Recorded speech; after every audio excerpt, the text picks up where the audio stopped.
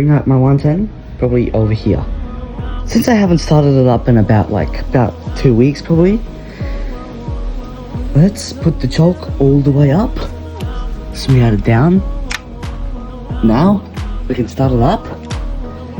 And when we start it up, we're gonna let it idle for about 20 seconds.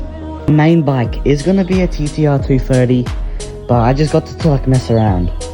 So let's just get it started up. Start up, we're gonna let it idle for about 20 seconds, get it warmed up. We haven't started in about 2 weeks. So we had it going for around 20 seconds. Let's put the choke in the middle.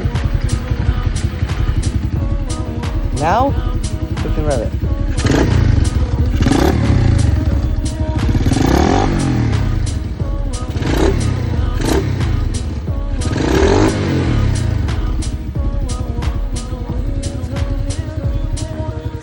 If you guys aren't planning to ride it, just want to start it up after a few weeks, when it's cooled down, just put the choke down again and you can go on with your day.